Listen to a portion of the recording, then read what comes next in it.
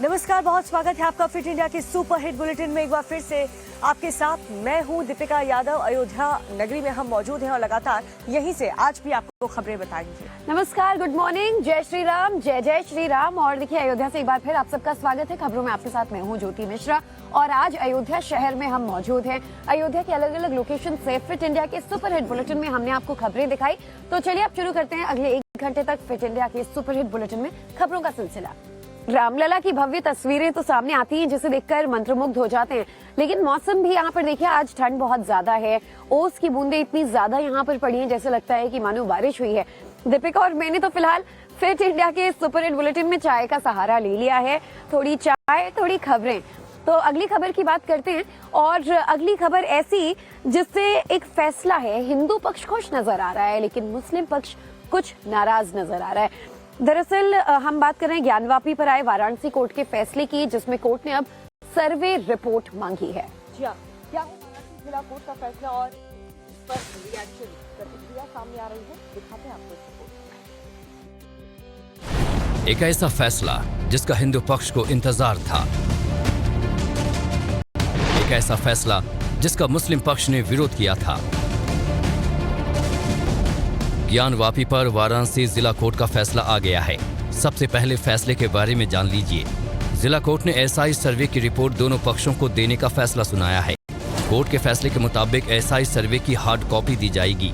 उम्मीद जताई जा रही है कि ज्ञानवापी में हुए एसआई के सर्वे की रिपोर्ट अगले 2 से 3 दिनों में दोनों पक्षों को मिल सकती है। हिंदू पक्ष लगातार मांग कर रहा था कि सर्वे रिपोर्ट को सार्वजनिक किया जाए। सुनिए अब क्या कह रहे हैं। कोई शर्त नहीं लगी है कोर्ट के ऑर्डर में, ना कोई अंडरटेकिंग की बात कही गई है और कोर्ट का ऑर्डर बहुत स्पष्ट है कि बिना कोई शर्त के इसको सर्टिफाइड कॉपीज की अप्लाई करी जाए और अप्लाई करने के बाद सर्टिफाइड कॉपी प्रोवाइड की जाए। कोर्ट ने ज्ञानवापी परिसर के व्यास जी तहखाने को लेकर भी बड़ा फैसला सुनाया और जिसके बाद जिला प्रशासन ने कब्जे में ले लिया। हम लोग चाह रहे थे कि वो पुनः हमारे हिंदुओं के पक्ष में आए और जनपद न्यायाधीश ने उसको हमें पुनः उपलब्ध कराते हुए जिलाधिकारी को ही कस्टोडियन बनाया, उसका देखरेख करने का दायित्व सौंपा। तो हमारे लिए प्रसन्नता का विषय है। वहीं मुस्लिम पक्ष की तरफ से इस पर तीखी प्रतिक्रिया दी गई और सुनिए किस तरह की बयानबाजी की गई। मुसलमानों की पीठ दीवार से लग चुकी है, ये मैं बहुत खुल के कह रहा हूँ और डर के नहीं कह रहा हूँ, बहुत खुल के कह रहा हूँ। पीठ जब दीवार से लग चुकी है तब आदमी या तो खड़ा हो जाता है या मर जाता है। लोकतंत्र में कोर्ट पर तो भरोसा करना ही होगा। बता दें कि फैसले देने को लेकर कोर्ट ने साफ किया कि जब तक सर्वे रिपोर्ट पक्षकारों को नहीं मिलेगी तब तक आगे सुनवाई कैसे होगी। वहीं इससे जुड़े 9 दूसरे मामलों की सुनवाई 6 फरवरी को होगी। तो ये खबर आपने देखी और देखिए, आप भी जहां पर से भी मौजूद होंगे, अपने अपने शहरों से खबर देख रहे होंगे, ठंड जरूर होगी। फिटनेस पर जरूर ध्यान दें क्योंकि ये फिट इंडिया का बुलेटिन है। थोड़ी सी चाय की चुस्कियां लें और अगली खबर देखें जो प्रधानमंत्री नरेंद्र मोदी से जुड़ी हुई है और लोकसभा चुनाव का वो बिगुल फूंकने जा रहे हैं। पश्चिमी यूपी यानी बुलंदशहर में वो एक बड़ी चुनावी रैली करेंगे और इस दौरान यूपी को क्या बड़ी मेगा गिफ्ट की जो सौगात है वो देंगे, वो आपको दिखाते हैं इस रिपोर्ट में। रामलला की प्राण प्रतिष्ठा के बाद पीएम मोदी पहली चुनावी रैली करने जा रहे हैं। पीएम मोदी आज बुलंदशहर में चुनावी जनसभा को संबोधित करेंगे। इस दौरान मोदी पश्चिमी यूपी और ब्रज क्षेत्र के लिए 20,435 करोड़ की परियोजनाओं की सौगात देंगे। पीएम मोदी की तरफ से जिन योजनाओं का लोकार्पण और शिलान्यास किया जाएगा उनमें 460.45 करोड़ की लागत से बनने वाले मथुरा सीवरेज स्कीम के जीर्णोद्धार की योजना, मुरादाबाद में 330.05 करोड़ की लागत से सीवरेज सिस्टम और एसटीपी के काम की योजना, 676 करोड़ की लागत से आईओसीएल टुंडला गवारिया पाइपलाइन के काम की योजनाएं शामिल हैं। इसके अलावा PM Modi new Khurja and new Rewari rail line के विद्युतीकरण की योजना की भी सौगात देने वाले हैं। इस योजना की लागत 10,141 करोड़ रुपए बताई जा रही है। बताया जा रहा है कि बुलंदशहर की अपनी रैली में पीएम मोदी उत्तर प्रदेश के पूर्व सीएम कल्याण सिंह की विरासत का भी जिक्र कर सकते हैं और साथ ही राम मंदिर आंदोलन में उनकी भूमिका के बारे में भी लोगों को बता सकते हैं। आपको बता दें कि साल 2014 में भी नरेंद्र मोदी ने बुलंदशहर से ही लोकसभा का चुनावी बिगुल फूंका था। बीजेपी ने 2014 के लोकसभा चुनाव में बम्पर वोटों से शानदार जीत हासिल की थी।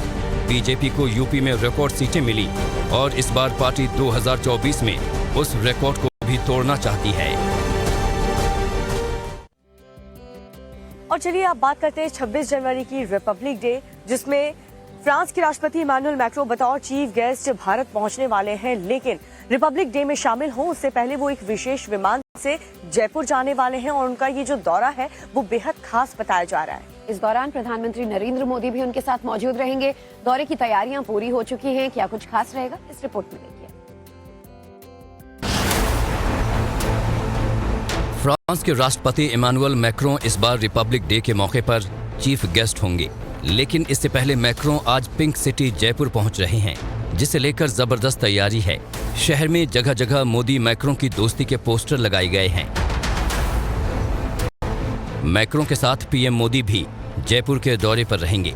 मैक्रों और पीएम मोदी का जयपुर दौरा 6 घंटे का रहने वाला है। शेड्यूल के मुताबिक दोपहर 2:30 बजे मैक्रों का विशेष विमान जयपुर एयरपोर्ट पहुंचेगा। दोपहर 3:15 बजे मैक्रों आमेर फोर्ट घूमने जाएंगे।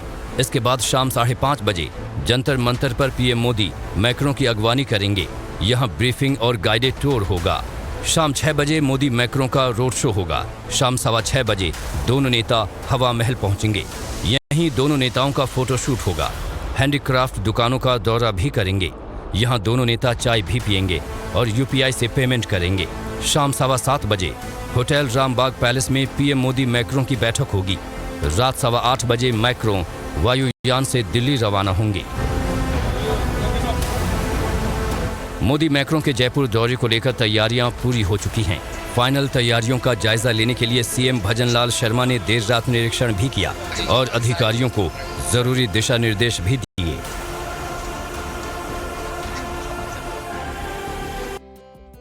और चलिए बात अब अगली खबर की कर लेते हैं। पीएम मोदी के खिलाफ बनाए गए इंडी गठबंधन में अभी से दरार जो है वो पड़ती नजर आ रही है। दरअसल ममता बनर्जी ने कांग्रेस को बड़ा झटका दे दिया है और एकला चलो का ऐलान कर दिया है। और ममता बनर्जी के इस बयान के बाद जो कांग्रेस पार्टी है वो डैमेज कंट्रोल में जुट चुकी है। किस बात को लेकर के इतना सियासत हो रहा है, देखिए रिपोर्ट। लोकसभा चुनाव में मोदी को चुनौती देने के लिए बने इंडी गठबंधन को उस वक्त जोर का झटका लगा जब पश्चिम बंगाल के सीएम ममता बनर्जी ने एकला चलो का नारा दे दिया। ममता बनर्जी ने बड़ा बयान देते हुए कहा कि उनकी पार्टी टीएमसी बंगाल में अकेले चुनाव लड़ेगी। বাংলায় একা চলবে। ইভেন ওরা যে আজ থেকে র্যালি করেছে আমাদের একবার as a matter of country আমি ইন্ডিয়ার অ্যালায়েন্স আমাকে একবার জানিয়েছে দিদি আপনার রাজ্যে যাচ্ছে না জানায়নি। সুতরাং আমার সাথে কোনো সম্পর্ক নেই বাংলার ব্যাপারে। অল ইন্ডিয়ায় কি করবো না করবো আপনার ইলেকশন ভাববো। আমরা সেকুলার পার্টি আমরা বিজেপিকে হারানোর জন্য যা করা হবে। कांग्रेस के लिए ये बड़ा झटका है क्योंकि आज ही राहुल की न्याय यात्रा पश्चिम बंगाल पहुंच रही है। अब कांग्रेस इस पर डैमेज कंट्रोल करने में लगी है। ममता जी इंडिया गठबंधन टीएमसी और ममता जी विशेष रूप से क्योंकि वो एक बड़े नेता हैं, टीएमसी के नेता हैं, भारत के बंगाल के नेता हैं, देश के नेता हैं। इंडिया गठबंधन का एक बहुत महत्वपूर्ण स्तंभ तृणमूल कांग्रेस है। हम ममता जी के बिना इंडिया गठबंधन की कल्पना नहीं कर सकते। ममता के एकला चलो ऐलान के बाद ममता के ट्रेंड को पंजाब में केजरीवाल, बिहार में नीतीश कुमार, यूपी में अखिलेश यादव फॉलो करते हुए अपनी अलग राह कर सकते हैं। वहीं आज महाराष्ट्र में महाविकास अघाड़ी की अहम बैठक है और ममता के ऐलान के बाद ये बैठक भी अहम हो गई है क्योंकि सीट शेयरिंग को लेकर यहाँ भी सब कुछ ठीक नहीं।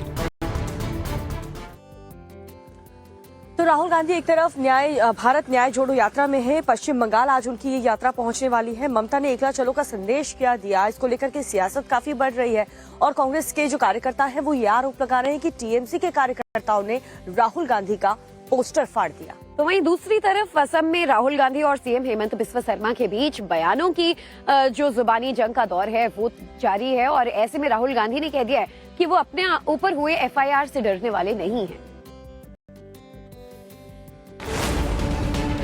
राहुल गांधी की भारत जोड़ो न्याय यात्रा आज पश्चिम बंगाल में दाखिल होगी, लेकिन उससे पहले कांग्रेस और ममता की पार्टी में खटास देखने को मिली। पश्चिम बंगाल के कूच बिहार में राहुल गांधी की भारत जोड़ो न्याय यात्रा पहुंच पहुंचती उससे पहले ही वहां राहुल गांधी के लगे पोस्टर फाड़कर जमीन पर फेंक दिए गए। आरोप है कि कूच बिहार में राहुल गांधी के इस पोस्टरों को ममता की पार्टी टीएमसी के कार्यकर्ताओं ने फाड़ा है, जिसके बाद कांग्रेस नेताओं ने टीएमसी कार्यकर्ताओं के खिलाफ केस दर्ज कराया है। पश्चिम बंगाल में सियासी टकराव जारी है, तो वहीं असम में राहुल गांधी के इस यात्रा के दौरान कई केस दर्ज हो गए हैं। राहुल ने असम सीएम हेमंता पर निशाना साधते हुए कहा कि बीजेपी आरएसएस के दबाव में कितने भी उन पर केस दर्ज हो जाएं, वो डरने वाले नहीं।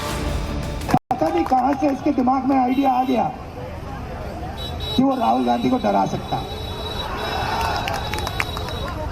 जितने केस लगाने मेरे ऊपर लगा दो, कोई फर्क नहीं पड़ता मुझे। मैं नहीं डरता, मैं बीजेपी से नहीं डरता, मैं आरएसएस से नहीं डरता। असम यात्रा के दौरान राहुल और हिमंता में काफी जुबानी जंग देखने को मिली।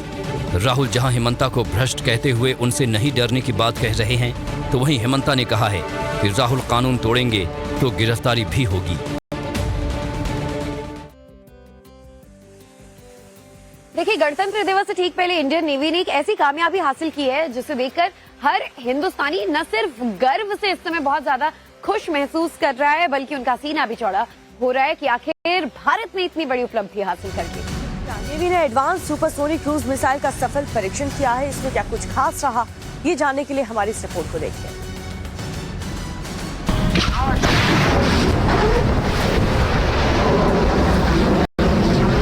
3, 2, 1 और इसी के साथ हिंदुस्तान ने इतिहास रच दिया। एडवांस सुपरसोनिक क्रूज मिसाइल ने सफलतापूर्वक अपने टारगेट को अचीव कर लिया। गणतंत्र दिवस से ठीक पहले इंडियन नेवी के खाते में एक और कामयाबी जुड़ गई। सबसे खास बात यह है कि ये advance supersonic cruise missile 90 degree का टर्न लेकर समंदर की लहरों के समानांतर टारगेट को भेदने में सक्षम है, और तो और रडार सिस्टम को भी चकमा देने में ये सक्षम है। ये एडवांस सुपरसोनिक क्रूज मिसाइल के बारे में जरा डिटेल में जान लीजिए। 100% स्वदेश में बना, नेवी और BAPL ने बनाया। जंगी जहाज से लॉन्चिंग, 90 डिग्री का टर्न लेकर दुश्मनों पर वार, दुश्मन के रडार को चकमा देने में सक्षम। हिंद महासागर में चीन की बढ़ती आहट को देखते हुए इंडियन नेवी ने एडवांस सुपरसोनिक क्रूज मिसाइल का परीक्षण कर दुश्मनों के सामने लाउड एंड क्लियर मैसेज दिया है कि किसी भी मामले में भारतीय सेना से लोहा लेना किसी की बूते की बात नहीं है।